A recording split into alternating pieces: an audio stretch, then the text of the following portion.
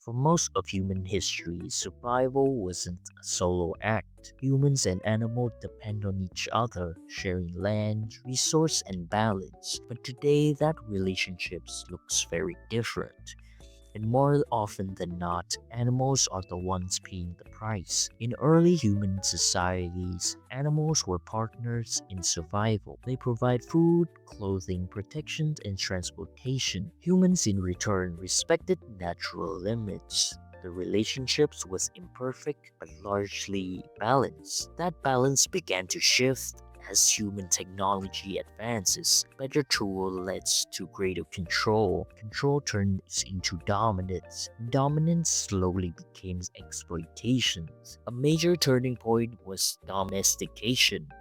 By selectively breeding animals for food, labors, and companionships, human reshapes entire species. Domestication makes civilizations possible, but it also concentrates power entirely in humans' hands. Many species disappeared, and countless animals lived lives defined by confinement and suffering. In recent decades, something has started to change. As environmental consequences of human activities became impossible to ignore, so did the ethical ones.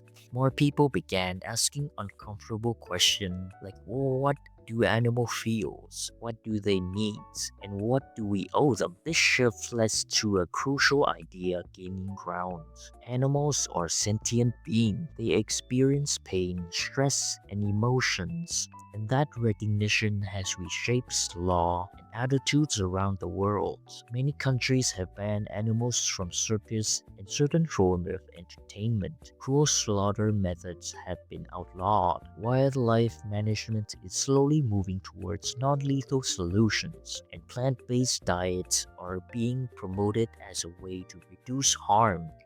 At the same time, conservation efforts have expanded. Protecting biodiversity is no longer just about saving cute animals. It's about preserving entire ecosystems. Organizations are restoring habitats, protecting endangered species, and pushing for sustainable farming, fishing, and forestry. The goal is simple: ensure life on Earth remain diverse and resilient. But progress is uneven. Animals are still exploited on a massive scale. Economics interests often override ethical concerns. Farmers, industries, and communities may depend on practice that cause harm, and changing those systems isn't easy. That's one of the biggest challenges facing the animal welfare movement, balancing humans' needs to animals' rights. Another challenge runs even deeper. Animal suffering is often a symptom of a larger problem,